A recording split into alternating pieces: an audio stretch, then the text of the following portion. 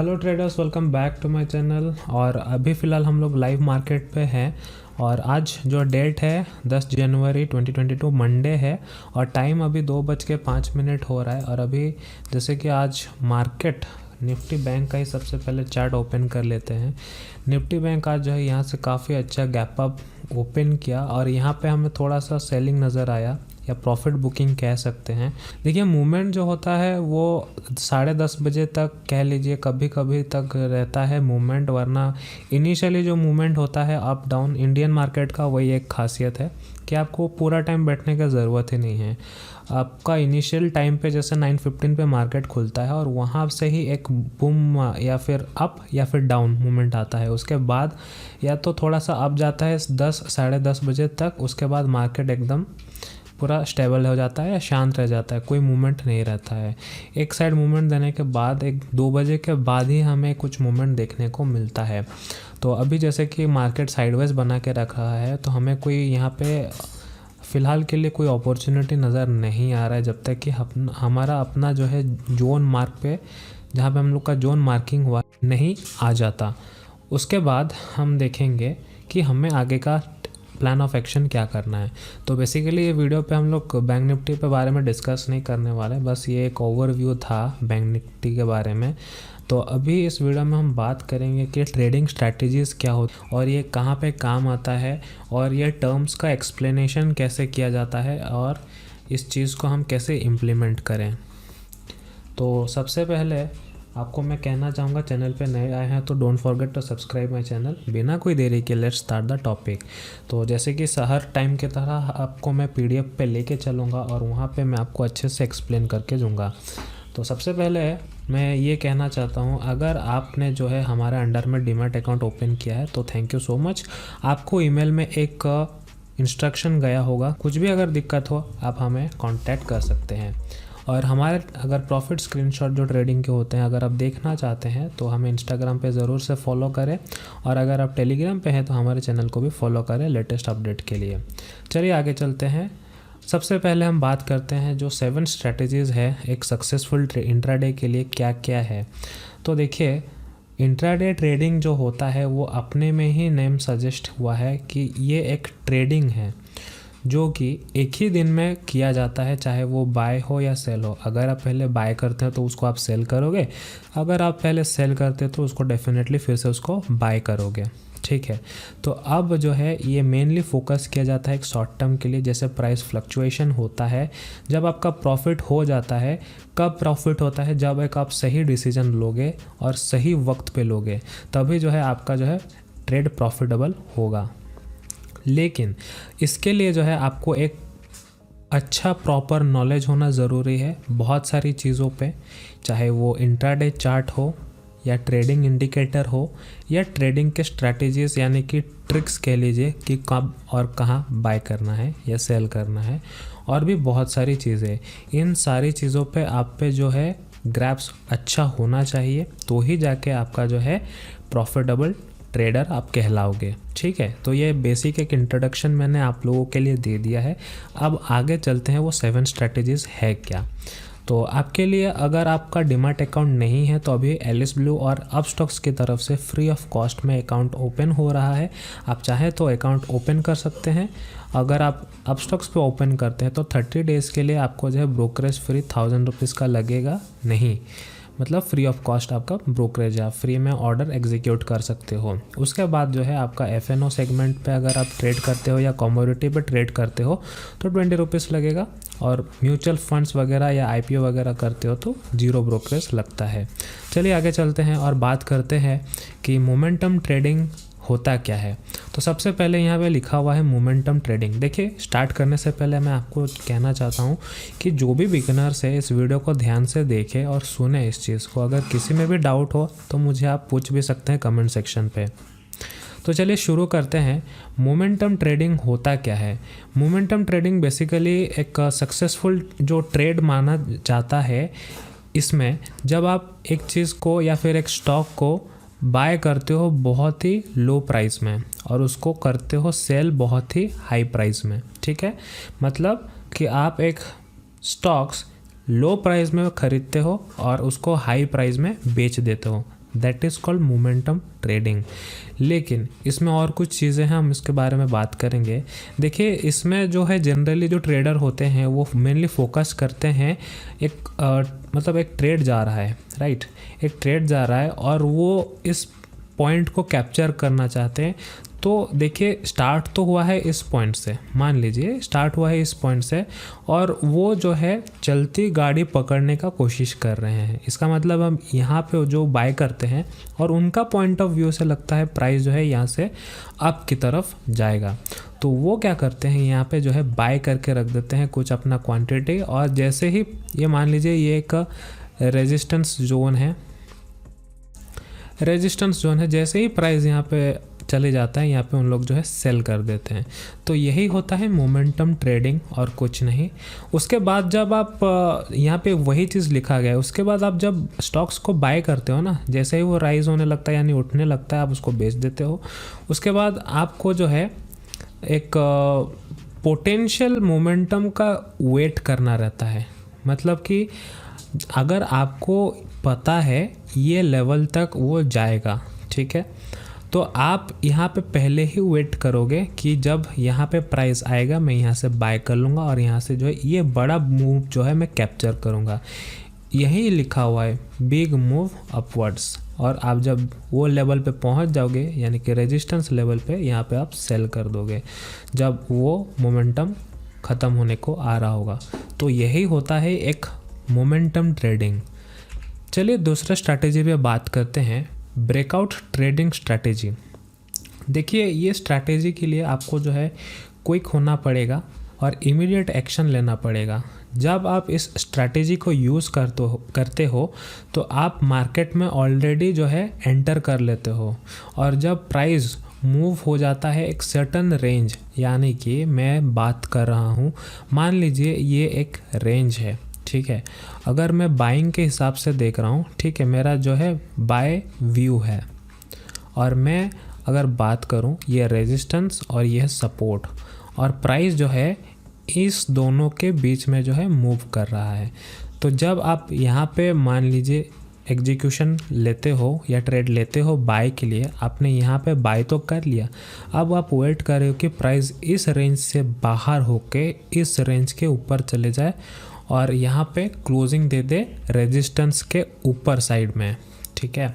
तो यही चीज़ हम बात करेंगे कि जब आपका एक ब्रेकआउट हो जाता है, ये जो इस पॉइंट से इस लेवल तक चला गया और ये रेजिस्टेंस लेवल है, इसको जो है ब्रेकआउट पॉइंट कहते हैं।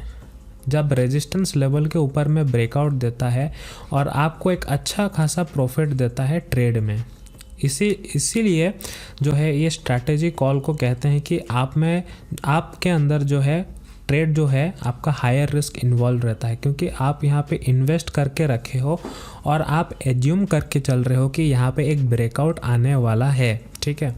तो ये जब आप इन्वेस्ट कर लेते हो और अदर बायर्स, मतलब कि और भी आपके जैसे जो ट्रेडर होंगे वो भी बाय सिग्नल या फिर बाय व्यू का जो है वेट किया रहेंगे, जब वो यहाँ पे आपके साथ मिलकर ट्रेड लेते हैं तो आपको साथ ही वो उनका ब्रेकआउट हो जाता है। लेकिन जब उनका जैसे ही ब्रेकआउट हो जाता है ना, तो यहाँ पे वो जो है अपना प्रॉफिट बुक कर लेते हैं, यानी कि जो उनका इन्वेस्टमेंट रहता है वो वहाँ पे बुक कर लेते हैं। और बहुत ही जो लॉन्ग टर्म इन्वेस्टर है वो उस चीज़ को वो होल्ड करके रखते हैं फ्यूचर पर्पस के लिए, ठीक है।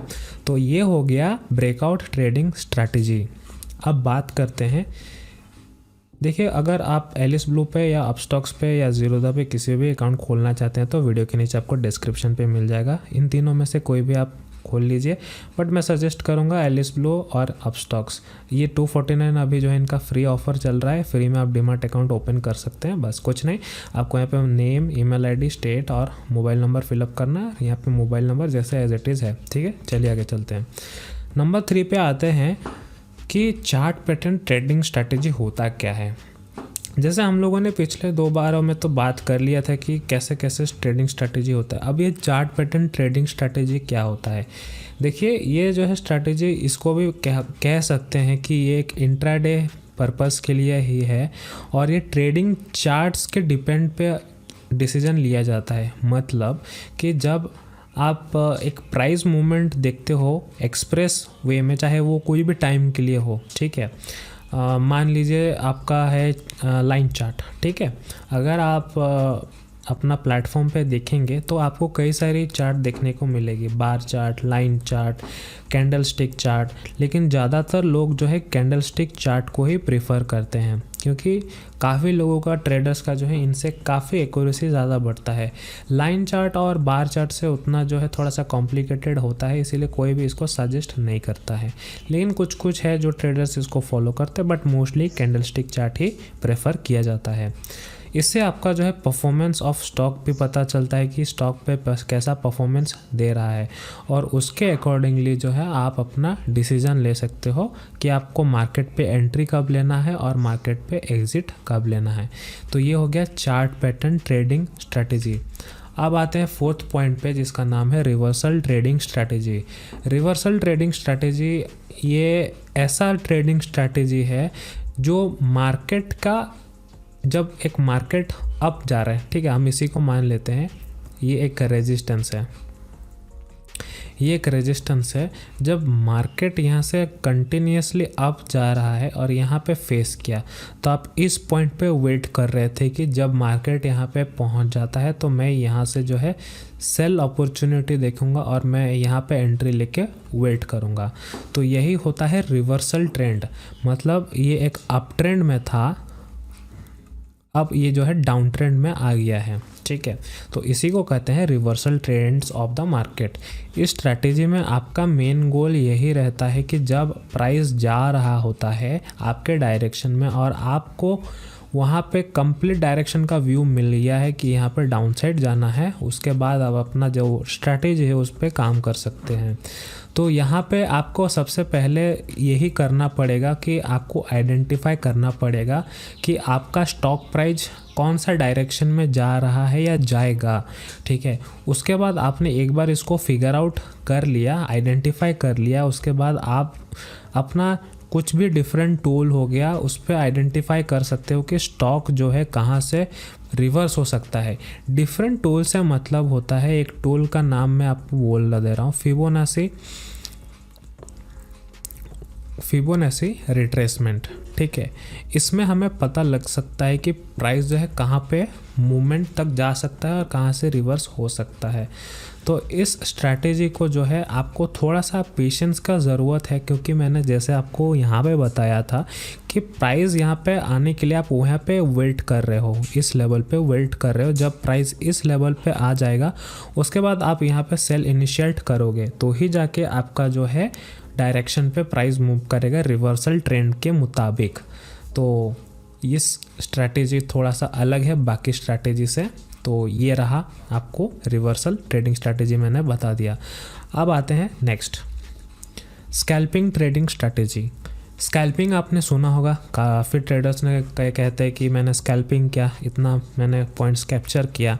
तो पॉइंट्स को कैप्चर, क्विक मूवमेंट जो बोलते हैं, इसको कहते हैं स्कैल्पिंग। तो इसको थोड़ा सा रीड करते हैं। जो ये स्ट्रैटेजी कॉल है, ये क्विक एक्शन बेस्ड ऑन, मतलब कि शॉर्ट टाइम चेंजेस, यानी कि कम टाइम पे जो आपका जो क्विक एक्शन माना जाता है, बाय सेल या सेल बाय कुछ भी कह लीजिए, ये स्कैल्पिंग को दर्शाता है।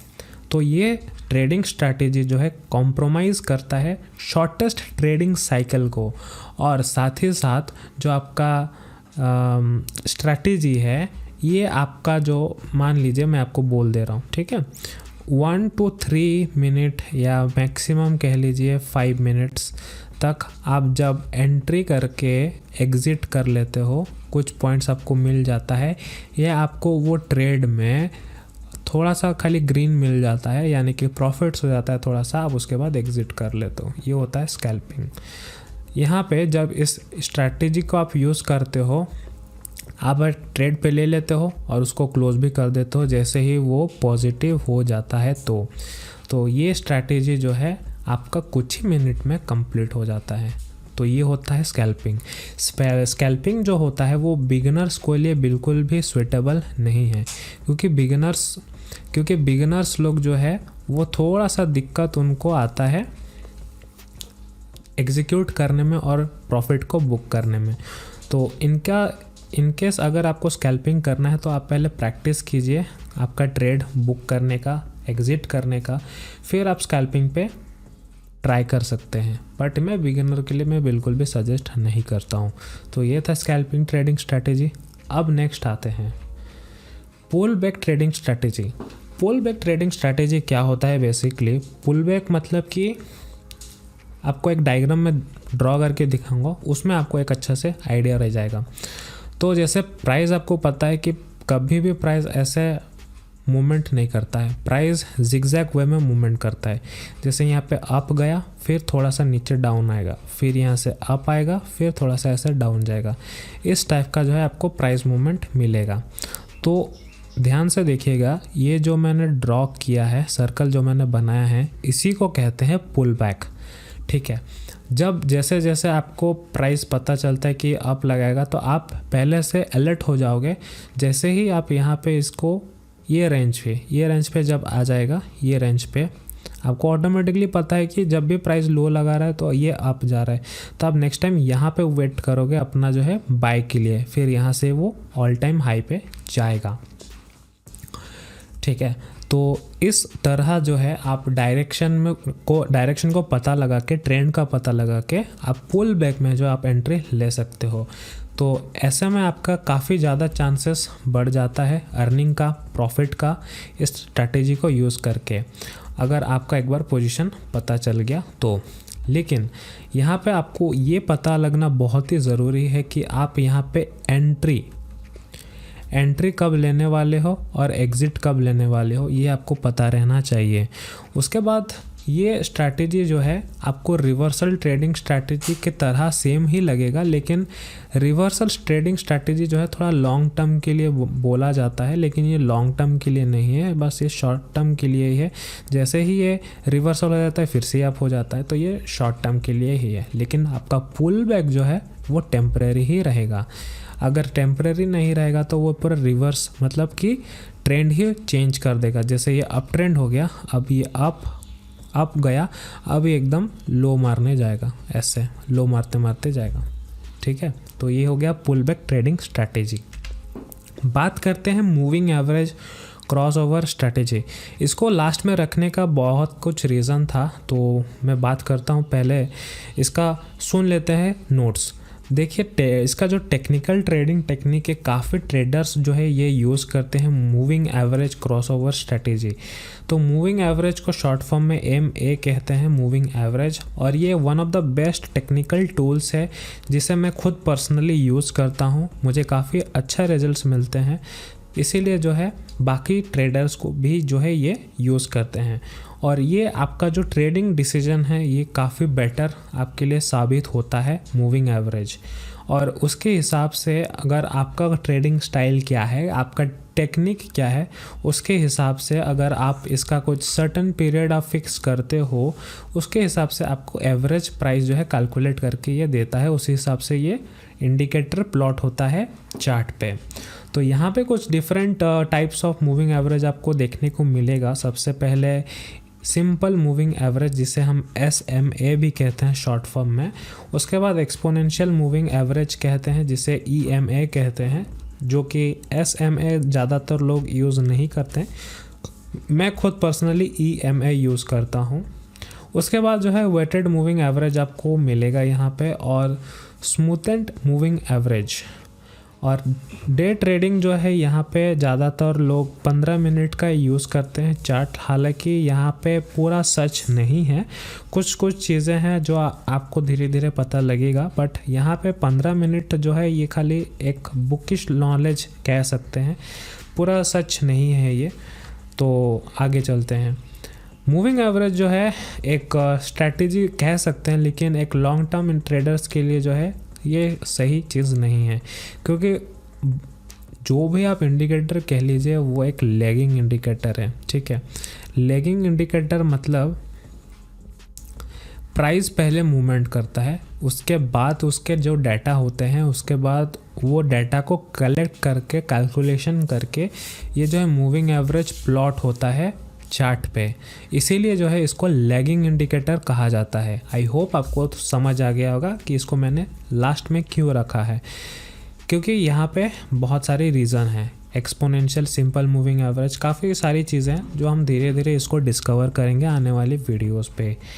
सो लास्ट में मेरे कुछ थॉट्स हैं कि देखिए, जो ट्रेडर होते हैं वो एक ही स्ट्रैटेजी पे काम नहीं करते हैं। जो एक प्रोफेशनल ट्रेडर होता है वो मार्केट कंडीशन को देख के अपना स्ट्रैटेजी बनाता है, क्योंकि मार्केट हमेशा सेम नहीं रहता है, हमेशा बदलता रहता है। इसीलिए स्ट्रैटेजी भी कभी सेम नहीं रहेगा, हमेशा बदलता रहेगा, और उसी के हिसाब से वो अपना स्ट्रैटेजी चूज़ करके ट्रेड को करते हैं।